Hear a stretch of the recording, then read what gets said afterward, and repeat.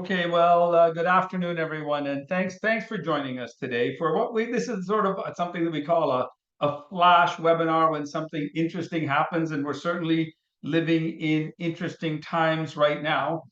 And so the purpose of today's webinar is to talk about the impact of the Trump tariffs on Canada. I just want to go back. My family moved to Canada when I was 8 years old, and we lived in a rental apartment that were built by Holocaust survivors who came to Canada after the war. These people and my parents were resilient people, and I think that Canada is a resilient country. So let's not overreact to this whole thing. Let's just step back for a minute and talk about what this means, to our industry, right? All right. So Trump has done what no other Canadian politician has been able to do, and that's been bring Canada together. I mean, there's a unification here, and in every bad thing that happens, you have to look through it and see what comes through on the other side that's good. And you hear a lot of criticism about Canada, and trade is designed to trade with your neighbor, and it's much easier to trade with someone in New York State than it is with someone in Saskatchewan or Alberta or something like that. So we've just had a very logical economy, and that economy sort of goes north south, and that's been interrupted. So there's a natural reaction to this change. It's fear and it's anger, and it's understandable, but that's not helpful. So if you just step back in this, and let's look for the good and the changes that have come from this in our industry, the apartment industry, I think that would make sense. Now, there's an irony here in that this rental housing crisis, because vacancies are going to go up and rents are going to come down, it's probably going to solve some of our rental housing crisis that we talk about. Not fully, but it's just kind of ironic that right now vacancies are going up and rents are going down, which is the desire to happen for the Canadian public, right? And overall, and if you're in the apartment industry right now, we live in a highly regulated industry, especially if you're a developer, and solving that regulation would actually be very, very good for our industry. And this may be the catalyst of it. Okay, so Rod, slide. So I post regularly on LinkedIn. There's a QR code there, and I'm doing a lot more posts. If you want to know what's going on in the marketplace in terms of vacancies, rent levels, best practices, what's happening in different provinces, I'm planning on posting a lot. So there's the QR code to join me on LinkedIn. And depending on how this thing rolls out, we'll probably do this type of a webinar every month, just updating you on how the economy is changing, and more importantly, how you react to it to keep your buildings full at the highest rent possible. Okay. Next slide. We do a lot of education, and we're commercial real estate brokers. That's what we do. We think the best way to serve our clients is to educate them on interesting things that are going on right now in the marketplace. So this is just what we had scheduled before the Trump tariffs came in. So we got a session on April 29th on municipal taxes, and that's just for apartment owners, talking about where municipal taxes are going and how you deal with them. I regularly meet, and you can see 3 dates there, in London, Hamilton, and Toronto, with a small group of apartment developers. We call it the Apartment Developer Breakfast. And so if you're a social person and you want to meet other developers like you, and this is for developers only, we have a 2-hour meeting once a month, and I've been doing it in London for the last 6 months. It's really worked out well. We're on May 6th, we had this scheduled anyways, but I think that this is important, okay? We have to talk about leasing. This is now going to turn into a frontline leasing problem, and you've got to concentrate on basic property management, and that's what that session on May 6th is about. And these are all free sessions. Okay, next slide, Rod. One of the things that we found, and this has started happening maybe about a year and a half ago, is that the condo market has stopped essentially. A lot of condo developers are looking at pivoting to building rentals. So we're running a special workshop on June 10th for condo developers, and that's live in Toronto. Every year we run an apartment developer masterclass, teaching people how to pivot to become apartment developers. and that's online, runs from September 23rd to October 2nd. And then probably our 15th year of doing an annual apartment development conference, a full day event at Toronto Real Estate Forum. That's scheduled for December 2nd. Okay. All right, Rod, slide. So I don't know if there's gonna be time for questions, but if there are questions, Rod will curate them and I'll try and answer them at the end. And if not, we will make these questions part of our LinkedIn comments that we do almost every day, as well as use those questions for future seminars that we're going to do on this topic. And so give us your questions. Okay, next slide. So this session is really about giving the apartment owner and the apartment developer actionable advice. It's not about what's going on in the marketplace. There's almost too much chatter about that. I gotta chime in with my 2 cents, but I'm not going to go on very long about that. But I thought the best way to start this this webinar is to let's do a Zoom poll and just see what people are thinking. Okay, so we're going to do the poll, answer the question, and we're going to show you the result. Okay, so Sarah, if you could run the first question, please. Okay. Okay, and the first question I'm going to ask you is, which asset class will fare the best in 2025? Okay, so you can click on office, apartment, retail, or industrial. Okay, and maybe we got a biased crowd here. I don't know. Okay, we'll just give you a couple of seconds to do that.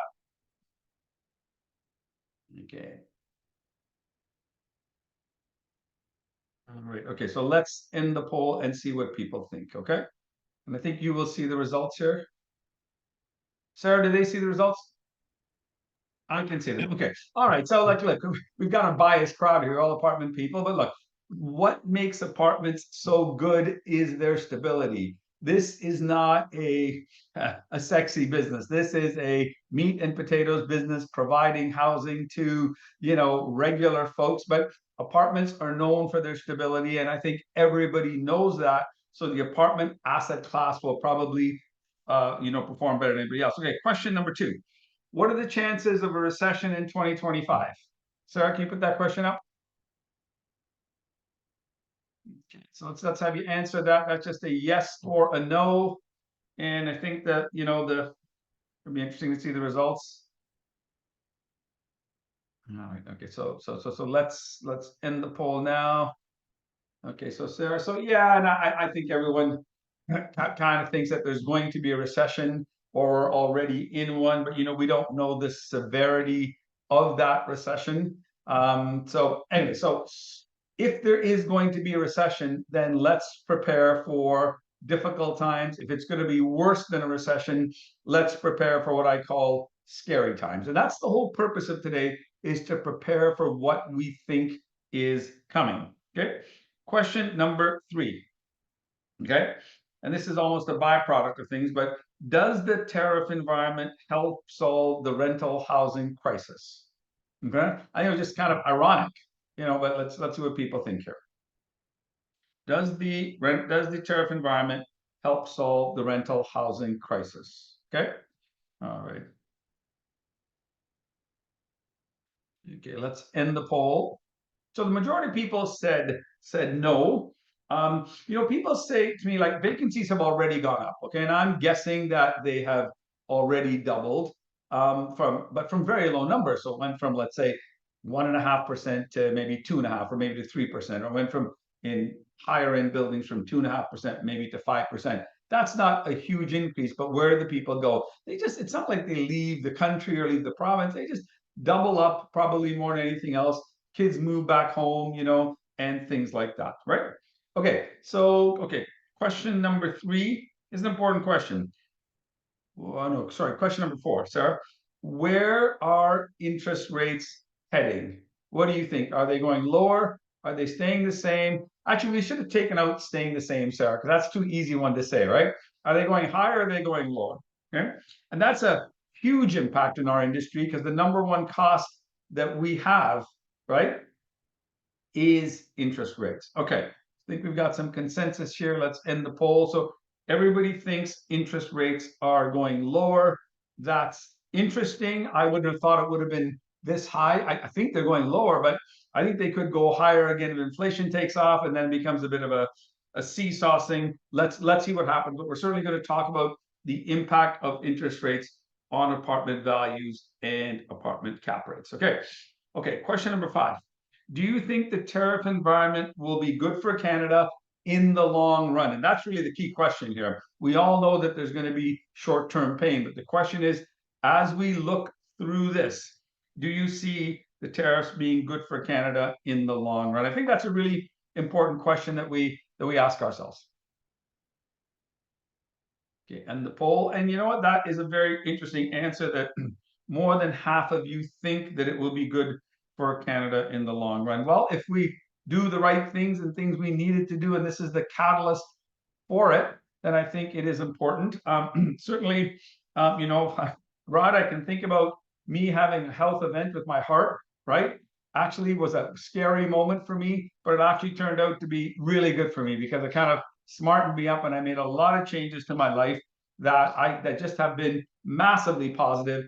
And had that event not have happened, you know, Google it on YouTube, right? I talk about it, you know, pretty openly. So all the bad things that happen to you are the raw material for future life. Okay, so I one think that's place the that, big lesson there. Derek is right. It's like not what happens, it's how you handle it. And that's where we are here today. yeah, and you know, this has happened. You know, we got bullied, and the question is now, what do we do to it? Right? Fair enough. That's not for us to discuss here today. But today we're discussing, since this event has happened, what's going to happen to interest rates and what's going to happen to apartment values. And look, as apartment owners, apartment managers, and apartment developers, you care about two things. You care about cash flow, and you care about what the value of your apartment building is. Okay. So a little bit of a complex chart here, but I'm going to just walk through it here. So the orange line represents, you know, buyer internal rate of return target. So what kind of yield does a buyer expect to get when they invest in an apartment building? And the yellow line represents that. And you can see that from, you know, the year 2000, as we go down, kind of there's been a trend that as interest rates went down, buyer expectations, you know, came down, right? In terms of what they want to rent. And then and then they started curving up again. You can see in about 2022. And we're kind of projecting that these things will kind of flat line. Now, this is US data. There is no Canadian data so readily available. Comes from a company in Dallas called the Witten Advisors, and they were kind enough to share this with us. So that's kind of what buyers are seeing value at. Okay. Now, the green line represents apartment cap rates. That's the actual cap rate on an apartment transaction, right? And you can see that the buyer IRR targets and the cap rates they're not the same, but they track each other almost one for one. They're almost two sides of the same coin, right? Now, everyone says that cap rates and interest rates are tied together. And they are to some extent, but they're not perfectly correlated. And that's an important point to understand. So the blue line represents the 10-year US Treasury rate, okay? And if apartment rates and cap rates were tied together, there would be a high correlation between these two numbers. And there is a correlation generally when interest rates, you know, kind of go up, cap rates, you know, move with them, and when they go down, they kind of move with them. But it's not a perfect trend. Actually, it's about a 60% correlation. But if we were right in our poll, where the majority of people believe that interest rates will go down, well, in a sense, that's really good news for apartments. I mean, it's not the overall economy. We're dropping interest rates because we need stimulus and we need money moving. But the single largest cost for any apartment owner is interest rates. What drives apartment value is interest rates. So if interest rates go down, apartment values go up, and that's generally good for you if you're an apartment owner. What's interesting to look at is the spread between the blue line and the spread between the green line, okay? And the greater the spread, the easier it is for apartment buyers to buy, right? So if interest rates are 2%, then it's very easy to buy apartments at a 4.5 cap rate. But if interest rates are 4.5% and cap rates are 4.5%, it's very difficult to buy apartments, right? And what happens is that it's not that apartment prices drop; they really haven't dropped. Just transactions stop, right? But if interest rates go down, then apartment buyers may actually come back to the market because there is enough of a differential between the cap rate and the interest rate. So the point I'm making is that lowering interest rates, because we've got problems, turns out to be maybe good news for the apartment sector. For sure, we are going to have economic problems, and that's going to bring pain to the top line of your income expense statement on your revenue. But today we're going to talk about how to make sure that you, because you're prepared and ready for this, will take less of a hit to your top line than anybody else. Okay. All right, Rod. Next slide, please. You know, there's nobody knows what's going to happen. Canada's going to get its act together. Maybe this is a catalyst for real change, but I think that nobody can argue that there are fundamental problems, and there's the problems we have with the economy had and are going to have are real, and we need to deal with them. And I want to talk today about the focus of that and how you deal with the rental market that is heading into decline, and it had already started. We started seeing rent softening about a year ago. It's accelerated, but there's also a lag factor. Those of you that are on the front line that see real-time data, you've been seeing this, but it still takes 30 or 60 days for that data to really come through. Maybe what you should be looking at is your vacancies plus your notices a little bit more carefully. And we're going to go into a little bit of detail on this, right? But the broader Canadian economy is going to take a hit. I think we've learned from COVID that the government's going to step in here, right? And during COVID, we became subsidy nation, and I suspect that with these tariffs, we're going to start subsidizing again, and that's going to be bad for borrowing money, printing money, and ultimately that's going to lead to probably higher interest rates as well, which is very negative for the apartment industry. And the other thing to remember is that look, capital doesn't have to buy real estate. Capital can go anywhere and it can buy anything. It has many other homes. This is a complex problem. Okay, next slide. I want to spend a lot of time on this guy, but quite honestly, if I were living in the United States, I would have voted for him based on what he said he was going to do. Certainly not this. And I'm an apartment expert. That's what we do. We're not political people, but here are my overall thoughts on Trump, or what I've heard in the marketplace that kind of makes sense to me. But you do have to ask yourself the question of why he's doing it. I don't think it's fentanyl. And if it is, shame on us. I don't think it is. But I kind of think that Trump is trying to bring U.S. branch plants back home again. And he's going to drop taxes in the U.S. from 21 to 15%. And that's really what his goal is with these tariffs. But we'll see. It seems that plan changes, every day, right? Okay. Rod, next slide. By the way, I don't know what Bill 163 is. Somebody asked me the question. Maybe you can tell me what that bill number is, and I'll try and answer it. So That's the rent freeze bill there. The rent freeze bill. Last year. Oh, okay. Yeah. Yeah, I think that there will be little cause to have this because rents are not going to be going up. Okay, rents are flattening, rents are going down, not everywhere, but certainly a place where there's condos and new construction and where there's going to be job loss and so on. I don't think we have to worry about that. I think we have to worry about managing our rents as they go down and managing our vacancies. Okay, so the comments I'm going to make now are aimed at those of you that own stabilized apartment buildings that are making day-to-day decisions on how you run your building and how you lease it up. Okay, and that's probably 95 or 98% of all the apartments in Canada are existing apartments in stabilized buildings. And the good news for you is if you manage this changing economy, it shouldn't be too bad for you. Okay, all right. So let's talk about how. Rod, next slide. Let's talk about how rents decline and how they return in a marketplace. Okay, so I'm talking here about, in the first block, A quality buildings, A rents, and then B quality buildings, and then the third is C quality buildings. And C is kind of like the older 1960s 3-story walk up, and things like that. So what happens when the economy declines? Okay, is that you see pressure on A quality rents. Okay, and so those rents move down. Okay, and they move from where they were to some other lower number, and we're probably going through that right now. Now, if those A rents drop enough, they put pressure on B rents, okay? And then B rents drop, not as much as A rents. So if an A rent difference between an A and a B was $500, and the A rent moves down $300, that's only a $200 difference. That B guy could move up to the A and put pressure on B rents. So the downward spiral is A gets hit first, and if it gets hit enough, then it has effect on B, and it typically does not have an effect on C.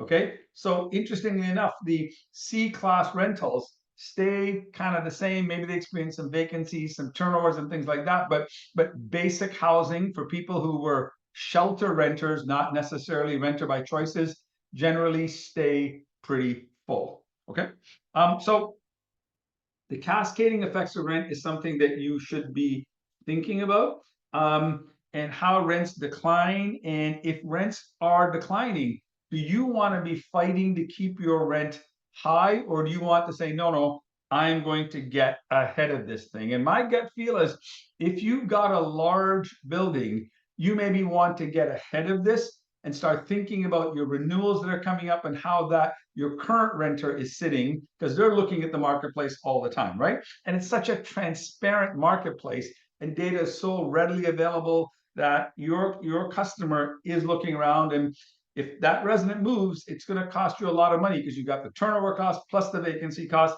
plus the releasing cost.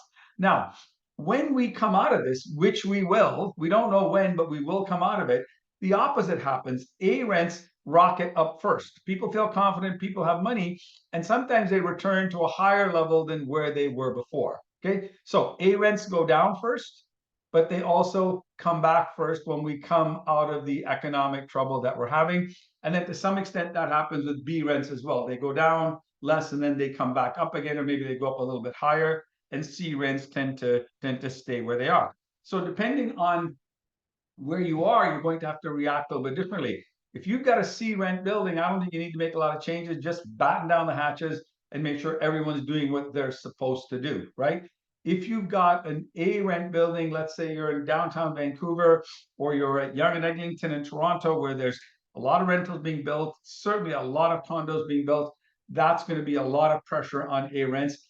And you're probably already feeling that pressure, but you should be thinking about how you're going to deal with that in terms of sales, marketing, retention, rent setting, and concessions. Okay. So, right, okay, let's go to the next slide. So, let's talk about the factors that drive rent. Well, number one is the location, but your building's already built, you can't change that. Unit design and unit size, well, that's pretty fixed. You really can't change that. But gosh, I've seen a lot of apartment owners add dens and bedrooms into large one-bedroom apartments or large two-bedroom apartments, and they've been able to carve out space for what is an extra bedroom.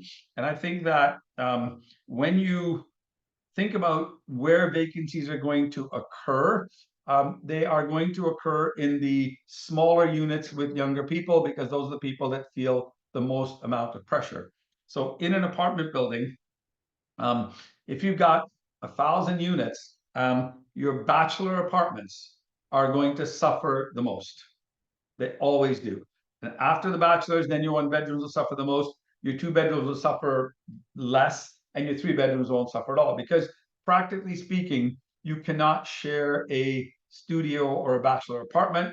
Harder to share one bedroom, easier to share two, and easier to share three. I found that in recessions, three bedrooms are really quite golden, because when people cannot afford an apartment by themselves, they will share. And that whole sharing trend, as apartment rents have gone up and as inflation has eaten into people's money, we've seen more and more sharing of apartments. I don't have data on this, but I feel intuitively that the number of roommates applications has probably doubled, right?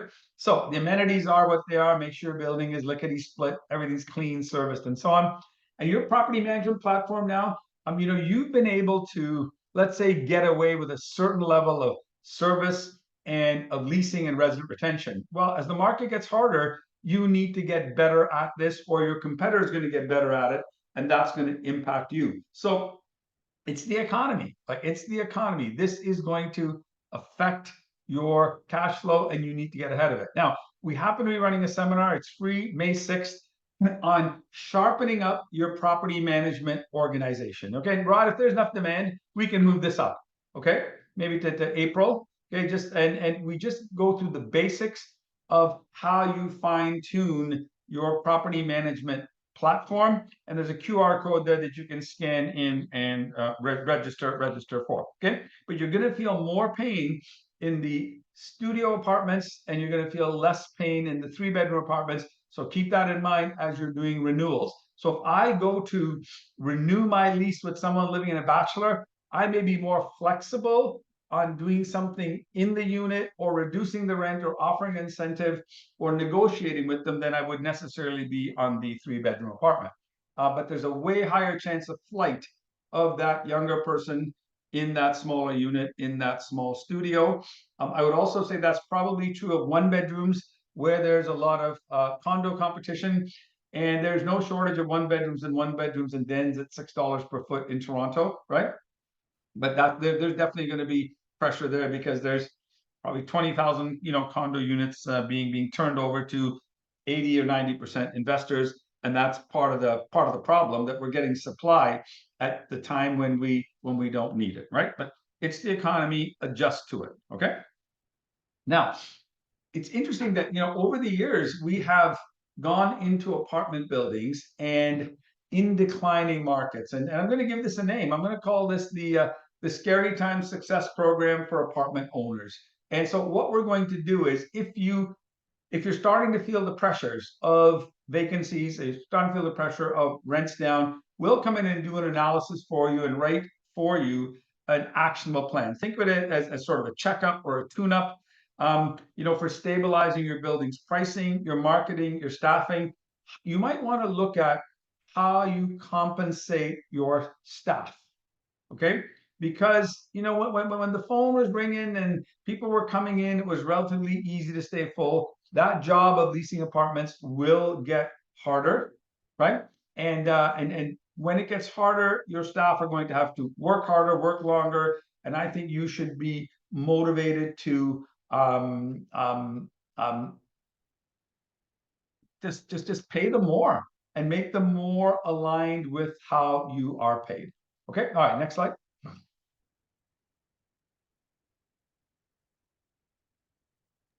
Did you want to touch on this there? Yeah.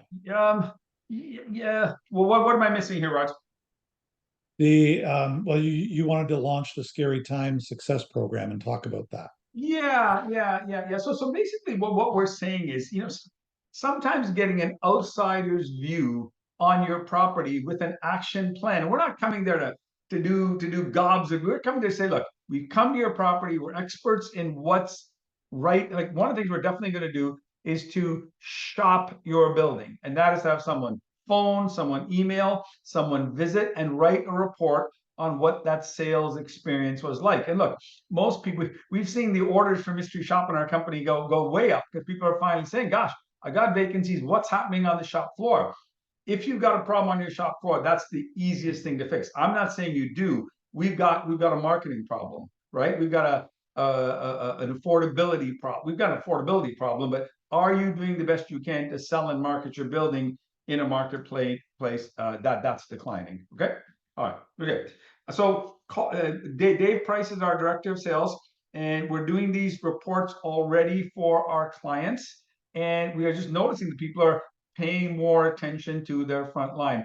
One of our largest clients called us and he said, look, I need everything shopped immediately. And I've got between 5 and 20 vacancies in all my buildings. Something is not right. Well, for sure, something's not right, but it's how you respond to it compared to your competitors. And you can stay more full with higher rents to your competitors by doing a better job on sales and marketing. Okay. Dave Price is the guy to talk to. And there's a QR code there if you want to scan it in to find out a little bit more about that service. Okay. All right. Now this is where the real pain is going to show up. What should an apartment developer do if you're leasing up an apartment building right now? So, if you've got an apartment building under construction or know someone who does, then this is a serious problem because you probably started that building 3 or 4 years ago where things look pretty rosy and you penciled in a lower interest rate. That's gone away. You've penciled in rents going up maybe 2 or 3% per year from that initial number that you got 3 or 4 years ago in 2021. And then you grew that rent maybe by 3% per year, expecting to hit this rent in 2025. Well, that peak rent in 21 or 22 has come off. Okay. And those increases that you thought were going to have happen didn't happen. And you've got of $100 million building, you've got $50 million spent, right? So if you've got a half finished building for $100 million and you spend $50 million, how much is that building worth? Well, it's probably not worth 50 million. It's worth 100 million when it's finished and it's leased up. So I would say that for anybody who has an apartment building under construction, this thing needs your attention right now, and it needs the full attention of the senior people in your company. Failure is not an option. You're going to have to get more creative than you thought, and this is going to be harder than you think. I have been through, I joke and say I've been through 17 recessions. I mean, I've been through 3 in my lifetime, but because of the business that we've been in, I moved around all over North America. Went to Yellowknife when the diamond mine shut down, or the gold mine shut down, or something like that. And just have experienced recessions and their impact on apartments. And it's pretty predictable, but the hardest place to be caught is on a new apartment construction lease up. And if you do have a new apartment construction lease up, then we think that it's more of an emergency service than it is sort of a checkup. And call us and talk to us, but you're going to have to start accepting more roommates. You're going to have to accept probably lower rents than you pro forma. You're going to increase your marketing, and you're going to have to sharpen your overall property management skills in the lease up. Okay. And when we're talking about leasing up a brand new apartment building, there's a classic mistake that we just see all the time. And every time I go to a new building, I'm driving there and I say to the staff person with me, now here's what's going to happen. We're going to see a whole floor leased up or a whole row leased up or something like that. Pricing of apartments is a dynamic process. By the way, it's become dynamic for all you with stable buildings as well. But when you're doing a brand new building, it becomes really, really dynamic. So what you don't want to have happen is what's on the left-hand side.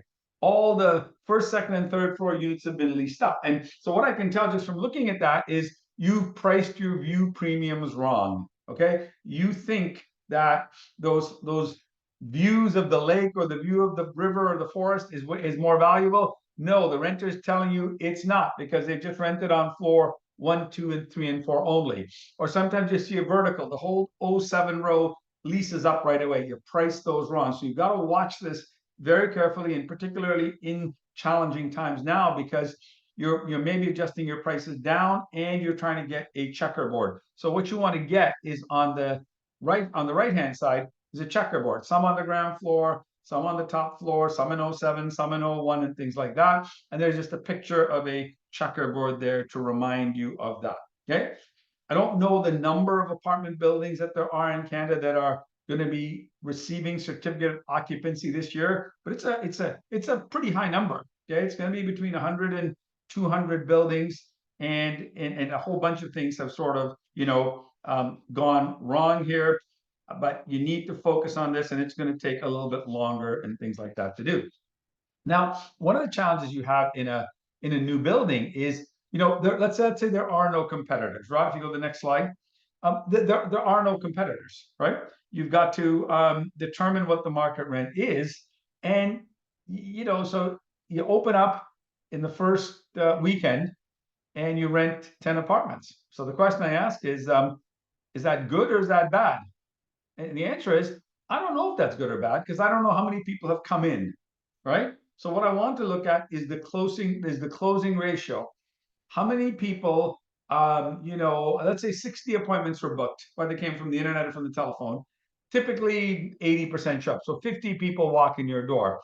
Out of those 50 people, how many did you rent to? That's a good indicator as to, is your rent level right or wrong? So if 50 people walked in the door and all 50 leased, well, obviously your price is way too low. If 50 people walked in the door and they were somehow qualified, and you only lease 2 apartments, then probably something's wrong. And assuming your rental agent's good, assuming your apartment's clean, then the price is probably wrong. So what's a good closing ratio? It's not rock solid in terms of telling you whether your rent is right or not, but it's a good indicator. A closing ratio, I would say, on existing products as B and C buildings, a closing ratio around 20% probably tells me, it gives me a gut feel that your rents are probably right, assuming the property management, the marketing, the signage, and everything like that, is good, right? Um, and in new construction, I don't think you should have a 20% closing ratio, maybe lower, maybe 12 or 15%, because you are going for top of the market rents. You're gonna have some tire kickers just come through because they want to see the building, or you're gonna have some people who just aren't qualified and so on. So I would say that if you're leasing up a newly constructed building, 10, 12, 15% closing ratio would tell you, you know what, I'm in the right place, I'm on target. And so if your closing ratio is 10% and you need to lease 50 apartments, you need to have 500 people coming through, right? So you've got to work backwards and say, what do I have to do to get 500 people to come through to get my rental rate, right? So closing ratio is a good indicator as to how you're doing. You won't know your closing ratio because you may not have good traffic reporting. So you got to put traffic reporting in place, look at that traffic report, and then you'll determine whether you have a sales problem, a marketing problem, or a rent setting problem, right? And if rents are going down and the entire marketplace is going down, you do not want to get caught not knowing that, okay? And I would say that for those of you that have larger apartment buildings, if you fall behind on a large building, it's so much harder to catch up. Okay. And so my advice to all the clients that I'm talking to right now and to you is to say, focus on leasing right now. Look, if we don't have a recession and the tariffs get taken away and everything goes back to normal, tickety boo, well, you're just in better shape, right? But if we're going to have serious problems, then you need to really, really get ahead of this and do the fundamentals. And sometimes when things are going well in a rising market, you kind of forget about the fundamentals, right? You forget about the fundamentals. And I'm saying this is the time to go back to the fundamentals, block and tackle, pull up by the bootstraps, whatever term you want to use. Okay. All right. Okay. Next slide, Rod. So in everything, we got to ask ourselves, is there an emerging opportunity here in new apartment construction? So I've just spent the last 40 minutes talking about how the marketplace is going to get more difficult, right? But I also believe that there is an opportunity in this year that's bigger than just maintaining where you are and keeping your building full at the right price and maintaining your cash flow. I think that we have realized, and I've said earlier, that when a market comes back, and it will come back, whether it's going to take 1 year, 2 years, 3 years, 4 years, whatever it is, it always comes back. And every recession, it always feels like, oh man, this is the end. I should be storing food and buying guns or whatever, right? It's not like that. We're going to come back. We always do, right? So where is the new opportunity? And if you are a long-term thinker, I'm going to argue that the best time to build an apartment building, it's not this week or this month because there's just so much uncertainty, but it is during a recession. Because in a recession, land price goes down, land price already come down, construction costs go down, even with the tariffs, okay? I was at the Real Capital Conference a couple of weeks ago and some developers were speaking. They said they would only expect a 1 to 4% increase in construction costs because of tariffs, okay? So much of it is labor, so much of the stuff is local and things like that. So that's not going to be such a factor whether we put reciprocal tariffs on America and bring things in, which it looks like that's what we've done, right? But keep in mind that rents come back faster. So in a brand new building, you're going to get the highest rents possible. The highest rents that the marketplace will give you will be in a brand new building. And if you start a building today, it's, I don't know, 4 years before the building is finished. I'm assuming it's a high rise. And we could be coming out of things that could be really good timing because you bought your land cheap. Your interest rates are low. We all think interest rates are going down. Your construction costs have gone down because contractors need the work. you build a building and then you come out of it, it could be perfect timing. Now let's also think, politically about what's happening. And this is political related to the apartment business, right? We start, well, okay, let's back up a little first. Let's just talk about crisis. So we said we have a rental crisis. Most of you said it's not going to be effective as we do have a rental crisis. Too many people, not enough rental housing for people. Okay. We had a COVID crisis that we all lived through. And when you add the word crisis to a situation, to me that spells government spending. And I would say reckless government spending. During COVID, we just spent money because we had a defined problem, and boom, boom, boom. Next crisis, and that's the key word here, is we had a climate crisis or a climate change crisis. Whether it's real or not, I don't know. But we are spending a ton of money because it's called a crisis, right? And I think we all agree, all of you agree, that we do have a rental crisis. The government, up until this thing happened, it was what everybody was talking about, right? So there's going to have to be some incentives to the economy as we head into a recession. And I can't think of a better place for the government to put in programs as to stimulate new apartment construction. So land price going down, construction costs going down, interest rates going down, and the government stepping in and incentivizing it. This is my assumption. This is my prediction, right? But if there's one place that, the government, we need stimulus if we go into recession, and the best place to put it would be into an apartment development. And if you're ready for that, this could, in hindsight, turn out to be really a great opportunity for you. Okay. Right. So Rod, okay, last slide. Okay, we're gonna wrap it up. And I don't know if there are any questions, Rod. If there was, I'll try and answer it, but you can put them in there. But the overall takeaways here is, obviously don't panic. The world is not always the same.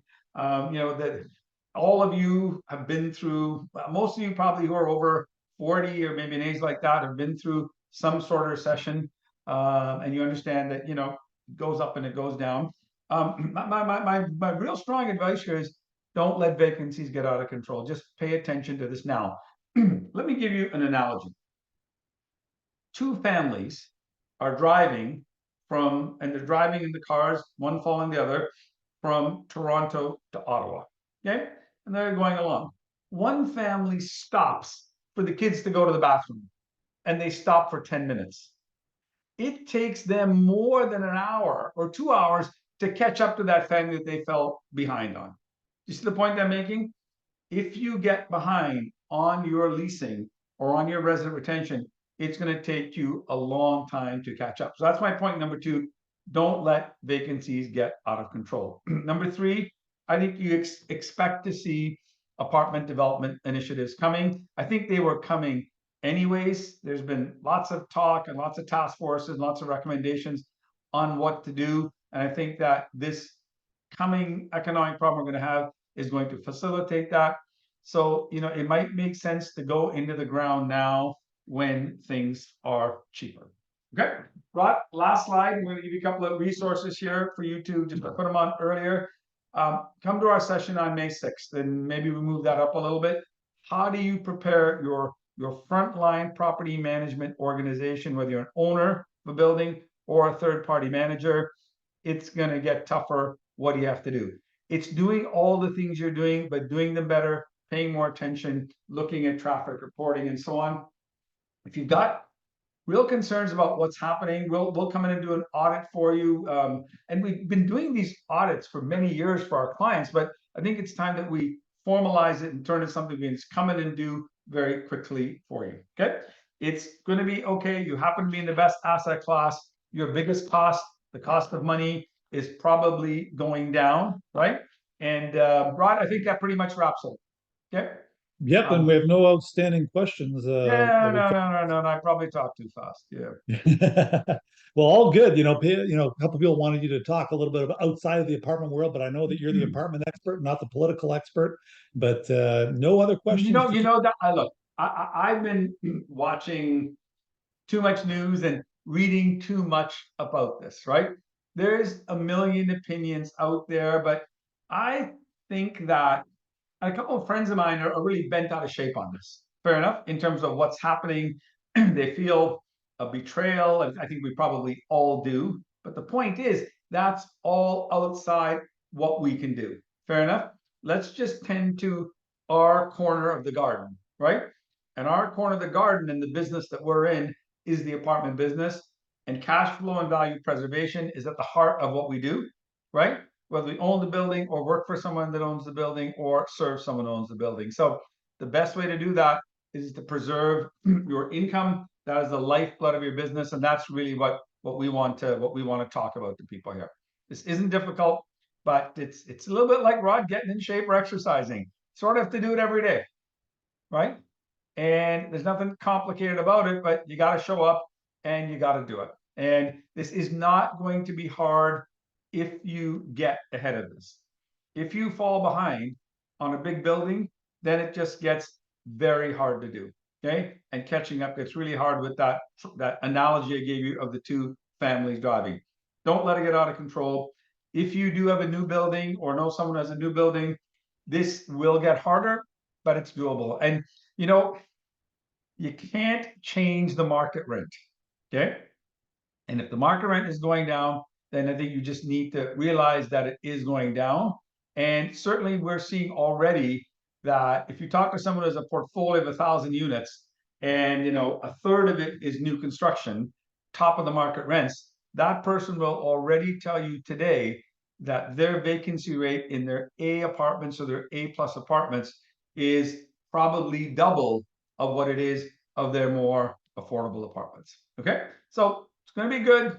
Just pay attention to the detail, and we're going to probably spend a lot more time giving you feedback from what's happening in the marketplace, but that's easy to do. What we really want to give you is the actionable items that you can start implementing on the shop floor. And if there's one thing that I think you probably just should do right now that's very inexpensive to do, it's to mystery shop your frontline staff. Okay. We recently shopped about 40 buildings in Calgary. And I tell you that Calgary's suffering just like everywhere else is. I think 20% of the time the phone was answered. 20% of the time the phone was answered. So you spent money advertising, going to the internet, et cetera, et cetera. And so often the person on the phone wanted to push the person online with just a standard note back. Look, yes, people want to rent apartments online, but you want to be converting that phone call to a conversation so you can actually serve the person as opposed to send them back a standard email, right? So if I had to give you one piece of advice, I would say mystery shop your frontline staff. We do it as a regular service to our clients. Send a friend in, fill in a report. And in the report, I don't want to know about the building. It's a brand new building. It's going to be beautiful. I want to know about the salesperson. Did they try and book an appointment? Did they ask me tie down questions? Did they actually ask me to rent? Right? Or did they just say, here's my business card, call me if you're interested, which is a very common things that people do. What are my thoughts on leasing incentives? 1 month's free rent for 13 months. Yeah, but I wouldn't lead with that. Okay, so if the market's tough and if you got a serious vacancy problem, I would offer 1 month's free rent. But if I put that on my webpage, 1 month's free rent, okay, then what's going to happen is, and your rental agents, people walk in and their opening line is, we have 1 month's free rent, right? Well, if 1 month's free rent is good, then 2 months free rent is better. And then 3 months free rent is better. So I would rather see all things being equal, okay? If you've got, let's say your rent is $2,000 and you want to offer me 1 month's free rent on a 13-month lease, which is basically reducing the rent. So if I'm a buyer of the building, I'm just going to take 12 months rent and divide it by 13, and that's the average rent if you're trying to sell me the building. And a lender would probably do the same thing. I would rather say to you, now Derek, we know it's a competitive market out there, and we know we need to earn your business. Here's a choice of 5 upgrades that I can do to your apartment, and I want to customize that apartment for you. Okay, so you've got a budget of $2,000. Can we put in blinds for you? Can I put in a wine fridge for you? Can I put in new carpeting in the bedroom?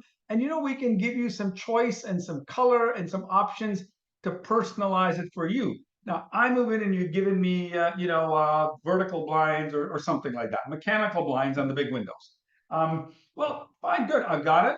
But I also now, when I leave, that still stays in place, right? So don't just go to the free rent. I guess that's what I'm saying. The first place I put it in is training my staff, right?